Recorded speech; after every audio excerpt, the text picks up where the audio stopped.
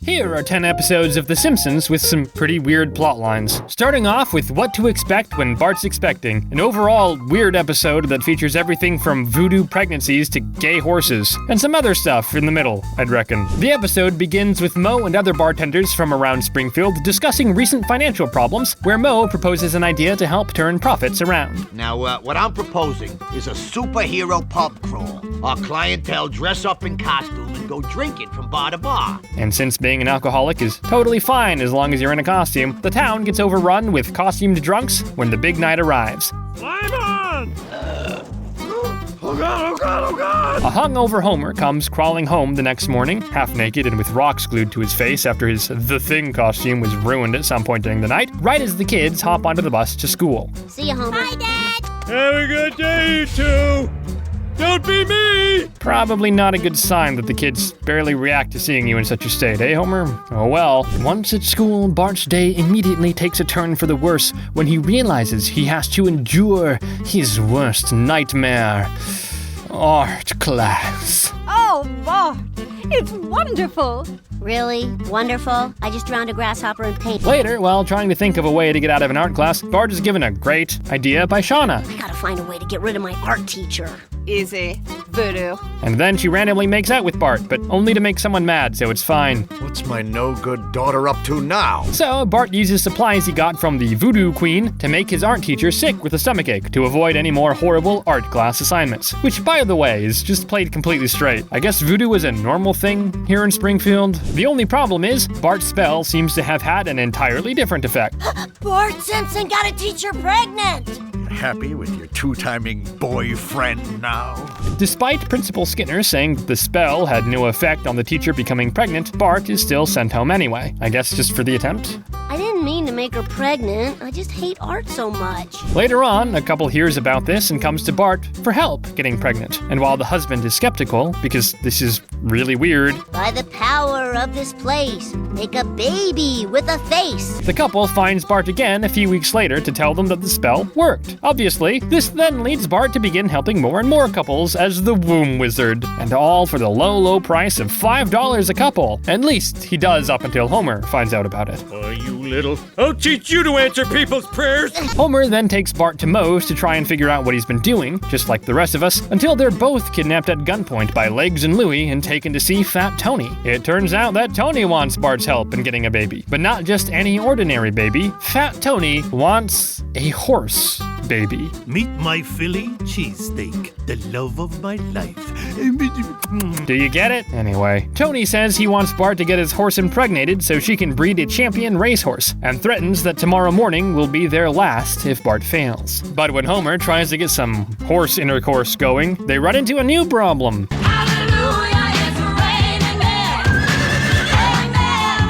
He's gay. The horse is gay, just in case it needed saying. Luckily, Tony has another horse in the stable, Sudsley Brewright. So Homer and Bart set the mood for him and cheesesteak instead, which obviously includes a musical segment. Be that as it may, Fat Tony's horse is gay. The next morning, the mobsters return. Lucky for them, Bart and Homer have good news for Fat Tony. It's a plus. We're having a baby. And since Homer and Bart weren't shot, the entire Simpsons family visit Cheesesteak again a year later to see her baby. Teach him not to pee during parades. He'll get more work.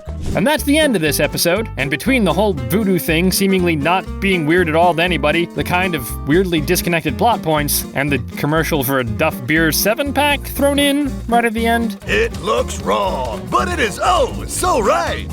Oh yeah. It's hard to decide what the weirdest part of this episode really was. So instead, we'll just move on to the next episode, which is centered around Harry Potter knockoffs and an Ocean's 11-style heist. Famous writer Neil Gaiman is also in this episode, but maybe that isn't a good thing nowadays. So just pretend like it's still 2011 and we'll be fine, probably. The book job begins with the Simpsons attending a historical dinosaur show that uses life-sized animatronic puppets that are only sort of traumatizing.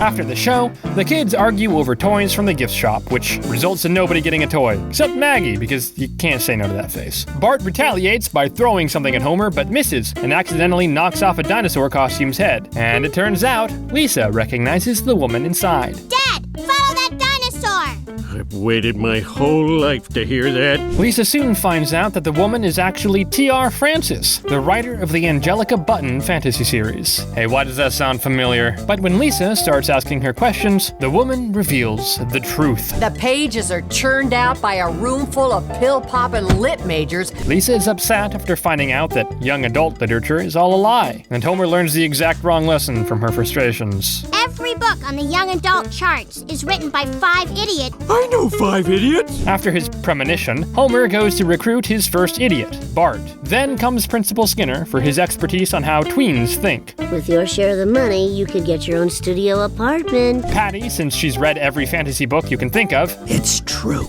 I'm fluent in every imaginary language, from Dothraki to Parseltongue. Mo, because apparently he's written a few of his own moderately successful kids' books. I know, who would have guessed? And finally, Professor Frank, because... You have a computer? Yes. You're in. In what? Later, after overhearing their scheme, Lisa decides to write her own book. But as anyone who's ever tried to write something knows... Now, if I win just 2 more games of Online Boggle, I'll be ready to start writing. That's way easier said than done. The groupthink soon comes up with a complex, totally original story idea of an orphan troll who attends a magical school underneath the Brooklyn Bridge, complete with its own nonsensical fantasy sport that kinda makes no sense at all. And that's when they're approached by the guest star for this episode, whom Mo nearly stabs. Don't kill him! That's Neil Gaiman! I don't care if he's the guy who wrote Sandman Volume 1. No one spies on us. Again, this episode is from 2011, so just try to ignore the more recent news for a few minutes. Gaiman, renowned writer of stories like Good Omens and Coraline, is included as well, but only to get them their food though. So, while Lisa continues to procrastinate on writing her own story, because cleaning a window smudge and watching all 5 seasons of Friday Night Lights is just too important, the book crew cranks out chapter after chapter of the story until they eventually complete their book, The Troll Twins of Underbridge Academy. I'm so proud of us. Oh, you didn't write any of it. At the Springfield Book Fair, they're reminded that they don't have a fake writer with an inspiring story. Luckily, Bart has a plan. So hit the floor and find some pathetic wannabe author. And that's when Lisa walks in. And after all of her procrastination, she doesn't hesitate to take the opportunity when it comes her way. Now the crew has $1 million to their name, but then they get an advanced copy of their story. The Vampire Twins of Transylvania Prep? Where's the trolls? Originality is so last year, don't you think? Upset that their story was altered, they decide to break into the publishing company, only to end up getting caught, because it turns out they were betrayed by Lisa. But why? Because a little girl wants her dream to come true. My name is finally on a book. And they're letting me write the sequel. Who could have seen that coming? I'm shocked.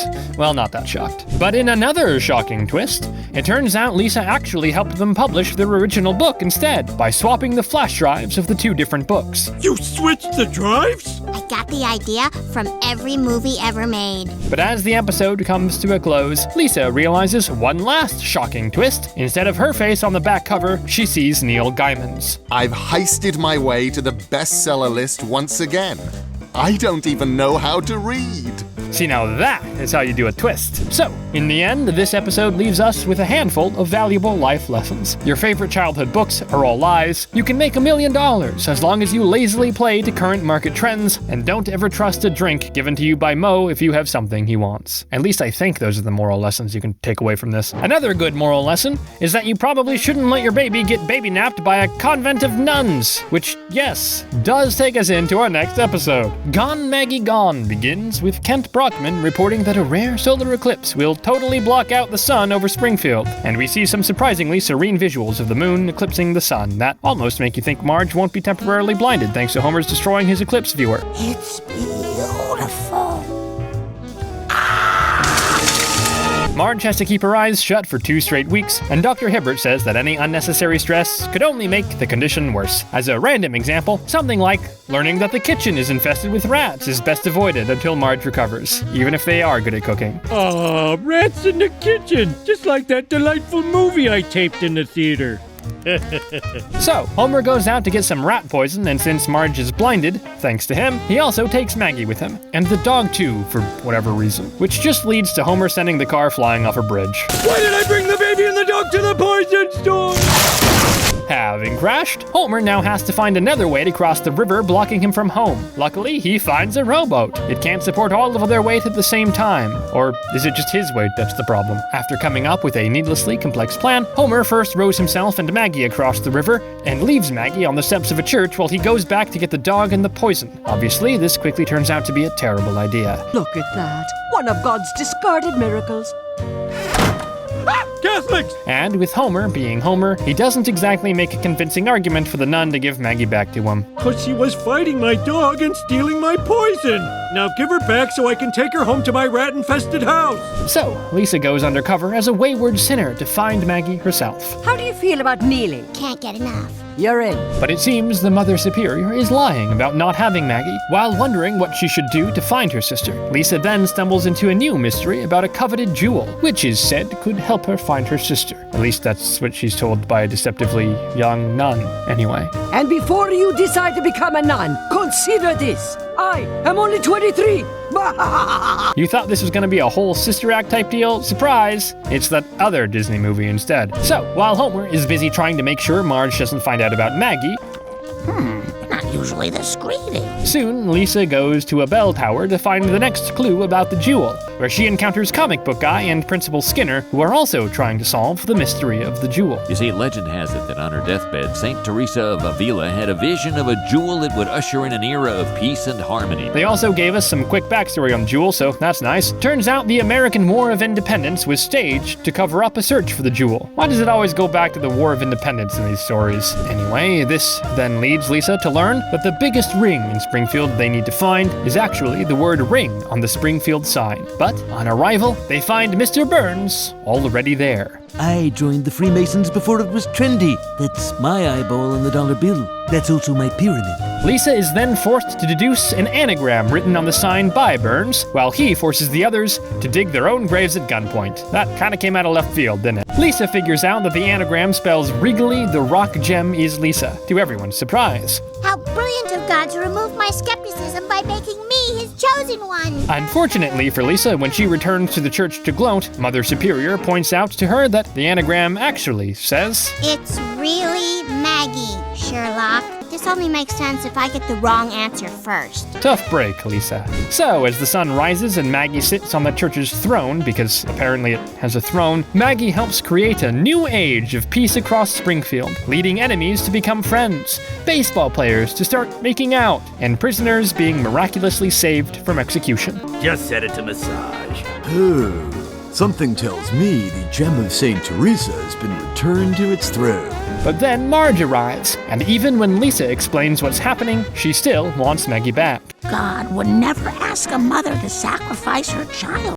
Again. And so, Homer, Marge, Lisa, and Maggie return home, while Bart goes and sits on the church throne and ends up unleashing the forces of hell on Earth. And then the episode just ends, as if that was just a normal occurrence. Sucks to be in that timeline, I guess. But, moving on from heaven and hell, this next episode is more down to earth in its weirdness, when Homer refuses to pay a $5 airport tax for his flight, so the family jumps onto a freight train and meets a singing railroad hobo who tells them 3 tales. The episode, Simpsons Tall Tales, begins with, inexplicably, the Simpson family winning yet another contest and going on vacation to America's most exciting state, Delaware. I want to see Wilmington. I want to visit a screen door factory. But the Simpsons are forced to hop a train, as Homer doesn't pay a $5 plane tax. Stupid anti-fist-shaking laws! They then find a homeless man in the same car as them. Lucky for them, he's the singing kind of hobo, and not a stabbing kind. And they all begin passing the time by listening to the hobo sing about the story of Paul Bunyan, the giant lumberjack. And I bet you can guess who plays him in this story. Hey, Paul, flapjacks! The townspeople have had enough of Paul crushing them over and over, so they come up with a plan to get him drunk and drag him out of town. They can only take him so far, what with him being a giant, but he gets the picture. Where am I? Oh, they don't want me anymore. Feeling lonely, Paul goes on to carve a giant ox out of a mountain and wishes it were real. And thanks to the powers of the Northern Lights, I guess, the giant blue ox comes to life. Oh, it's a miracle!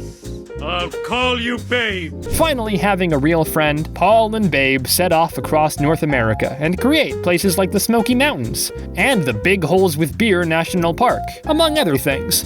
Later, Paul comes across a woman, and they quickly hit it off. And before you know it, Paul asks her to marry him. And also about, that other thing. When are we gonna... Soon. I just need a few more yoga classes.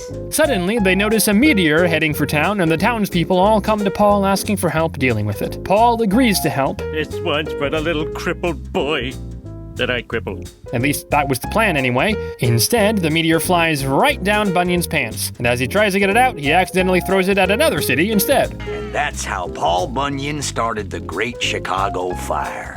Boy, that story had everything. The next day, during the train ride, after Homer had to give the hobo a sponge bath, which was just as pleasant as it sounds, he agrees to tell another story with a Simpson-y twist to it. It's the tale of Connie Appleseed. And with this being an Oregon Trail kind of situation, obviously, they go on to shoot plenty of buffalo. Oh, hey, I found a bullet. Soon, Connie finds an apple tree and tries to get the others to switch over to apples. But everyone just keeps eating buffalo anyway, and Connie is left behind by the wagons. You'll be sorry! Oh. Connie sets out to grow apples across America, while her family ends up wiping out the buffaloes, making Homer a new target once the food is gone. Luckily, Connie comes by with a sack full of apples for everyone just in time, and the story gets a happy ending. What? So now we're not eating Homer? Well, happy for everyone besides the buffaloes. Good thing something like that would never happen in real life, right?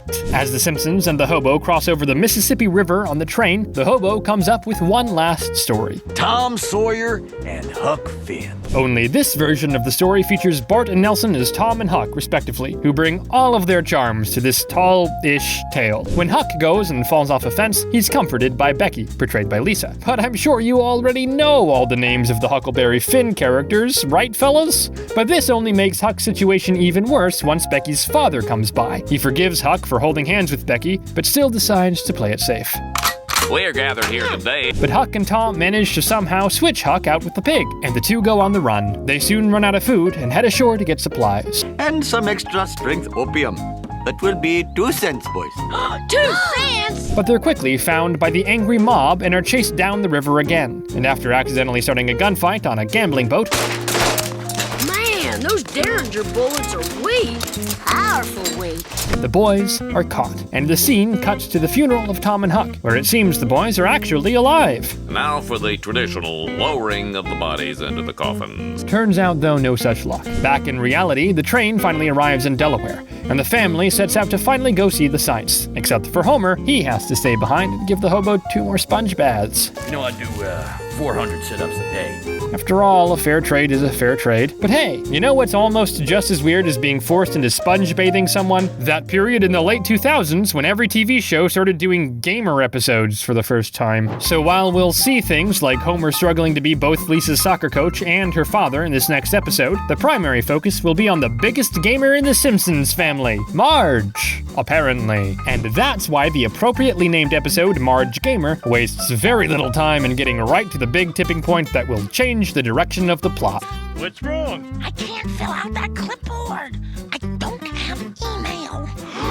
The tipping point is that Marge doesn't have email, and in the year 2007. Shame on you. So, thanks to Lisa, Marge begins exploring the World Wide Web and discovers plenty of interesting things, like satellite photos of their house, along with Homer's nuts and berries. Just put on a towel. Why don't I just put on a dress? Soon, Marge finds an online role-playing game called Earthland Realms and stays up all night playing it. I played a day and a night. Bart, it's not Saturday. Shh. She starts meeting other people from around Springfield in the game as well, including Apu, Mrs. Krabappel, and Mo, who still can't catch a break even in a video game. What? No. My character's supposed to look like me. Why does everyone keep thinking I'm a troll? Then, Marge catches a glimpse of the Shadow Knight, the most evil player in the game. But as Marge goes upstairs, she is shocked. My son is an evil knight. The most successful evil knight in all the Earthland realms. Not bad. You gotta take pride in your kids whenever and wherever you can, right? But Bart's cool guy persona is soon ruined when his mom starts hanging around all the time. Bart, are you drinking? Mom! Mom. In case you were wondering about everyone else, Lisa has taken up playing soccer, and when the referee for her game ends up quitting, Homer steps in to take his place. Did someone say snack? I'll be a ref. Like you would expect, since he's so out of shape, Homer isn't very good at the job. But seeing how disappointed Lisa is, he starts studying the rules of soccer. After what you said to me, I watched hours and hours of soccer. I almost saw a goal. But after Homer calls a foul on another girl for tripping Lisa, she realizes she can take advantage of her father's blind love. Jeez, Lisa, this is only his second game and you're already using him to cheat. When Cletus calls out Lisa for being a flopper, Homer refuses to believe it. It's only when Ronaldo, as in Ronaldo Luis Nazario de Lima, and multi-time World Cup winner Ronaldo, shows up to say that Lisa is most certainly a flopper, that Homer decides to ultimately throw Lisa out of the game. Another family broken up by Ronaldo. Yes! That's where unsportsmanlike conduct will get you, kiddo. Speaking of games, Bart's time as the Shadow Knight is further mommed up when Marge redecorates his in-game trophy room with the Hello Kitty expansion. Look at Marge, supporting the devs by purchasing DLC. How nice of her. Mom? I was killed by my own son. Lucky it's just a game, right? With both Marge and Lisa mad at them for different reasons, and after getting some advice from Moe, who definitely probably wasn't an imposter, Bart and Homer both go and try to make it up to the others. Homer shows her a DVD of a documentary about violent moments from throughout soccer's history. Last year in Brazil, an on-field scuffle turned so violent, locals say a statue of the Virgin Mary came alive. As you can see, very historically accurate. Lisa realizes there's nothing to forgive. Soccer was making me insane, just as it did the continents of Europe and South America. Bart goes and revives Marge's in-game character by giving her 2/3 of his life force, because that's how video games work. But with the Shadow Knight weakened, the rest of the players raid his castle and tear him limb from limb, and soon play with the intestines of his disembodied torso. Bit dark, don't you think? Don't worry, honey. I'll hunt down our friends who murdered you, one by one. But Bart is mostly indifferent at this point, so he just goes outside to play soccer with everyone else, including Ronaldo, while Marge begins her murder quest.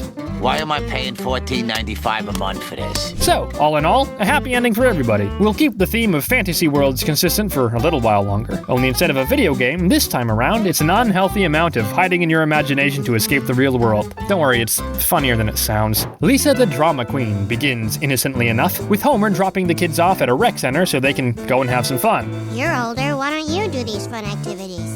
'Cause no one's making me. Bye-bye! While Bart goes to a Shaolin Kung Fu class and beats the key out of comic book guy, Lisa meets Juliet at a sort of crummy art class who's painting whatever she wants. I was painting with my heart, and if you look carefully, you can see that the knight is Josh Groban. Oh, another Grobanite. Juliet is new in town due to her father's new job at Springfield University, because that's usually the case with guest-voiced characters, isn't it? Then, after singing a Josh Groban song together, the two become quick friends, and soon meet up for their first playdate together, which obviously takes place at a folk art museum. Does it get you into special exhibits? On Wednesdays. That's today! After a full day of looking at cool art, Lisa invites Juliet over for dinner, where we learn more about Juliet's father, the world's foremost John Grisham scholar. Is that a thing? And he proved that the real villain in A Time to Kill is the legal system itself. Later, the two come up with an imaginary kingdom in a story they're writing, Equalia, the land where everyone is equal. But they're still in charge. Someone has to be, right? After that, Juliet asks Lisa if they can be best friends. And Lisa is almost excited about this question as Marge is. Gosh, this is all happening so fast. I don't know what to say. Say yes. Soon, the Simpsons are invited over to Juliet's house by her parents, and the family tries to be on their best behavior. And how much the dad talks about John Grisham, I guess. When I make a movie from his book, does he get 1 or 2 free tickets? It depends on the production company. Juliet says she and Lisa want to perform a few songs, guess from which musician, but aren't allowed to, leading Juliet to have an outburst and to run outside. Up until this point, this episode seemed fairly normal, right? Two girls being friends, nothing weird about that. That is, until Juliet insists that she can see all of their friends from Equalia. Lisa soon sees them too, and the co-queens dance together.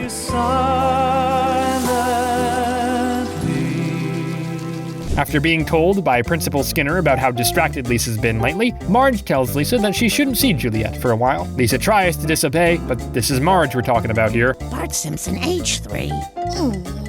Juliet decides she's running away and gets Lisa to join her at an abandoned seafood restaurant. How did you find this place? My family ate here last week. It really went downhill fast. But the two girls pretend that the restaurant is instead their royal castle in Equalia, because there's nothing like the smell of dead fish to make you feel like you're a princess, am I right? Marge gets a phone call from Martin at the school's Model UN meeting. We're 2 minutes away from a roll call vote on a non-binding resolution and no Azerbaijan. The family tries to find Lisa, but their hunch, unfortunately, leads to the wrong location. As for the girls, the school bullies show up at their castle, which is also their hideout, and tie up the girls. But luck is on their side, though. As they're held captive, they return to Equalia and began imagining their story out loud. But you wouldn't be interested. I have a wide variety of interests. Is there them dragon things? Leading to Kearney to let them out so they can tell him more of their story. But when Jimbo and Dolph return, they see what's happening and threaten to burn the Equalia notebook. Kearney then tries to fight them off, imagining himself as a mighty dragon, and it goes... Well, the point is that he fought for what he believed in, or whatever. Either way, Lisa and Juliet use this as an opportunity to escape. Lisa and Juliet are at odds about Equalia, and they go their separate ways. Goodbye, Juliet.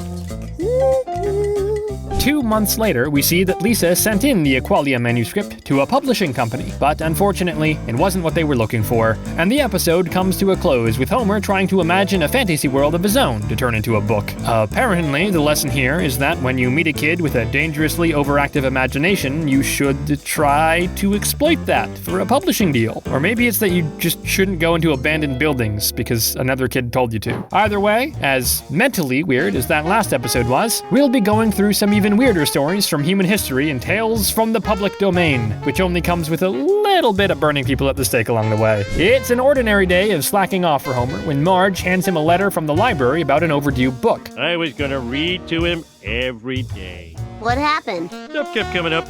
Lisa says he should read it now, so Homer opens up the book to find the story of Homer's Odyssey, the one from ancient Greece, not the Simpsons. As Homer begins reading, we see him take on the role of Odysseus, as he acts on his plan to wipe out the Trojans. Hi, Odysseus. Stupid king of Troy. You've heard of the Trojan horse story, right? Well, this is where it comes from. The Odyssey, not the Simpsons. At nightfall, the Greek soldiers emerge and slaughter every Trojan. Aw, look at them, sleeping like little angels. Spare no one. After the battle, Odysseus longed for his wife, but refusing to sacrifice a sheep angered Zeus, because what doesn't anger Zeus these days? And he has Poseidon send Odysseus and the other Greeks off course. I must be wasted. 'Cause it looks like that cloud is mad at me. After being blown off course, they come into contact with the sexy singing of some sirens. Lucky for them, instead of being eaten alive... Island of Sirens. Oh God, they're hideous! They're just repulsed and quickly begin heading back on course. But unfortunately, they're sent off course once more, this time to the island of Circe the Sorceress. Ain't I a stinker? Ignoring the warning signs of the literal skeletons piled up nearby, the others drink from a boiling cauldron and get magically turned into pigs. And I think you can guess what happens next. I'm still hungry. Didn't you eat enough of your friends? Now the only way for Odysseus to get home is to travel through Hades across the river Styx. Cue the joke about the rock band Styx here. Finally, Odysseus returns home, and the first thing he does is murder all of Penelope's suitors. And there's nothing more romantic than murdering a bunch of guys for your wife. I can't stay mad at you. With that story done, Homer then moves on to the tale of Joan of Arc, from the wondrous make-believe kingdom known as France.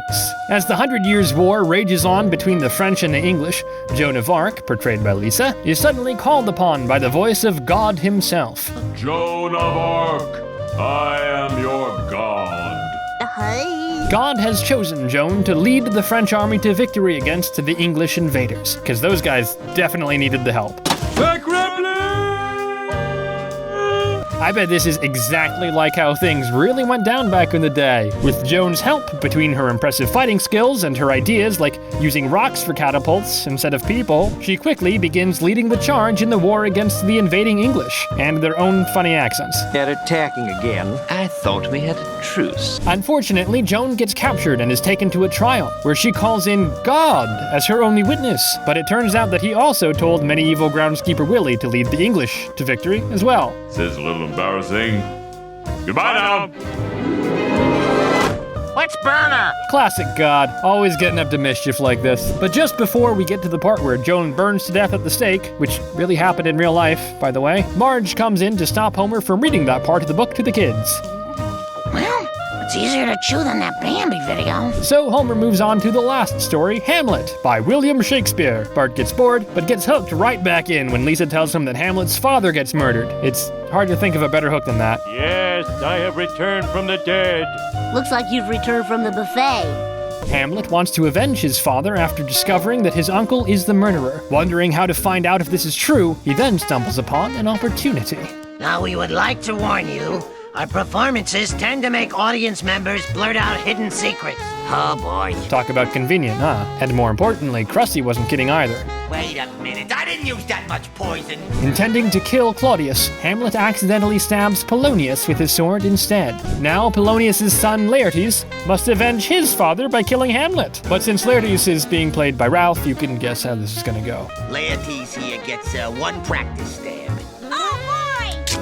With nobody to stop him, Hamlet avenges his father by killing Claudius. But then, he slips on a puddle of blood and also dies. And there's no way Gertrude is cleaning up this mess, so she kills herself as well. And that's the greatest thing ever written. Are you crazy? Homer then says that the play was also made into a great movie, Ghostbusters. And then they dance to the Ghostbusters theme and the episode ends. Yeah, I don't really get it either. But that's enough of these centuries-old stories. Now we'll move on to an episode that's all about blogging and conspiracy theories. And like all good conspiracies, it turns out they're all secretly true. At least I think that's the lesson of this next episode. The Computer War Menace Shoes begins with a similar plot to the Marge Gamer episode from earlier in the video, where Homer turns up to work only to learn that it's closed for fumigation, and that he didn't know about it because he doesn't have an email address. I don't have a computer. Too bad. That's why you're at work while we're living it up on our day off. Homer decides to get himself a computer, but once he gets back home, he's immediately upset that it can't kill Flanders for him. I mean, why have a computer at all if it can't kill your neighbor, right? Lucky for him, Lisa was nice enough to help set up the computer for him. I've written down the basic commands so that anyone can understand them. Homer, bring that back in the house. After browsing the internet for a while, Homer makes himself a web page using copyrighted materials. But Homer gets upset when nobody clicks on his page all day. So upset, he ignores Bart's story about punching a cop. Suddenly, when a tire flies through the window due to a pothole in the street, and Bart mentions a rumor about Mayor Quimby using street repair funds on a secret swimming pool, Homer is inspired to post the story online. You can't post that on the internet. You don't even know if it's true. Now posting as Mr. X, this news turns out to be true after all. This leads Homer's report as Mr. X to make front page news, and he feels great about changing the world. Now I know exactly how God feels. Do you want turkey sausage or ham? Homer keeps this up despite Lisa's warnings. He later overhears Krusty the Clown saying he once ran over a guy and dumped his body by the golf course, and decides to report an even juicier story instead. What a bombshell. Soon, Homer finds out new gossip about Mr. Burns at work. Oh, don't worry about those fumes. They'll be sucked into that air vent. This place is falling apart. After Burns gets arrested by the FBI thanks to Homer's story, Mr. X ends up winning the Pulitzer Prize. Of course, Mr. X can't receive the award since he's anonymous. So his cash award will be used to feed starving children. But Homer takes care of that problem. Unfortunately, now that everyone knows Mr. X is Homer, everyone is keeping their mouths shut around him. Well, you can't post news if you don't have any. That's a great idea. I'll make up some news. But after he starts posting random nonsense, Homer gets kidnapped and is taken to an island where people only have numbers for names. I am not a number. Oh wait, I'm number 5. In your face, number 6. It turns out, this is a place where the people who know too much are kept. For example, number 6 invented the bottomless peanut bag. How dare they keep such important truths hidden? Homer learns he's being imprisoned due to his story about flu shots being used to control people's minds. But why are they doing this? To drive people into a frenzy of shopping. That's why flu shots are given just before Christmas. Of course. It's so simple. You know, I think this joke might have hit just a little too close to home nowadays, considering all that business in 2020. Still, moving on, Homer is certain that his family will find him, but it turns out there's a doppelganger taking his place back home. Aren't there any evil movies on? Maybe something about an evil island? Well, close enough. Number 6 shows Homer a boat made out of stolen items. Naturally, Homer steals the boat, even though they could have left together. That's the 3rd time that's happened. Homer eventually makes it home and tries to post the truth online, leading to a fight with the duplicate Homer. If I know me, he won't like being kicked in the crotch. Oh, Homer thinks he's finally safe, only for the entire family to end up on the island this time. Once you get used to the druggings, this isn't a bad place. So I guess there are worse places to end up, but maybe next time just leave the internet conspiracies to the professionals, okay? Like the FBI or Big Pharma. But the only thing more interesting on the internet than big-name conspiracies are hackers, at least according to this next episode that only came out a couple of years ago, where it doesn't even try to hide the weirdness. Lisa the Boy Scout starts as you might think, with Lisa joining the Boy Scouts, and Bart getting upset that a girl would even be in the Boy Scouts. I mean, they're different groups for a reason, aren't they? But this innocent plot immediately gets hijacked by two hackers from the pseudonymous group, who have stolen hundreds of unaired clips from the hit TV show The Simpsons. Until we are paid a ransom of $20 million, we will air these show-destroying scenes, starting now. We then go on to see plenty of devastating clips of archived footage that show things like how Lenny was never a real person, and Bart traveling to the past. Greetings, lamewads from the past. And as it turns out, the future can be a pretty scary place. Donald Trump is going to be president. Donald Trump, the New York businessman, being president of America, like that would ever happen, twice. But what's even more shocking than that revelation is the truth about Martin, and how he's secretly been an undercover cop the entire time, obviously. I'm the only 36-year-old who can pass for 10! Don't worry, it works out for those crazy kids. While airing this footage, the two hackers start hitting it off as they learn more about each other, like how one of them has a sexy British accent. We're back on, we're live! Well, I suppose we should threaten them some more. A plastic Homer Simpson mask is also a pretty good icebreaker, apparently. Either way, the two quickly put on some more show-ruining clips, and we go on to see things like Homer building a football field in the middle of a cornfield to attract the ghosts of dead players. Why are there two 50-yard lines? Aw, damn it! I built a Canadian field! Wherever did they get an idea like that? More dramatically, there's also a clip of Principal Skinner secretly meeting up with another woman in a seedy motel room. Only instead of this being normal, like him meeting up with a romantic fling, it takes a far weirder turn. I made this just for you. Thank you, Mother. Well, everyone needs a healthy relationship with their mom, or at least a mom. We also learn the truth behind Raphael and his seemingly innocent, sarcastic nature. That's his name, by the way, Raphael. Fun fact. Meanwhile, the hackers accidentally reveal their faces to the world, and in turn, each other. Oh dear, the world has seen our exquisite symmetrical faces. As the two start to realize that they might be falling in love, the FBI suddenly starts pounding on the door.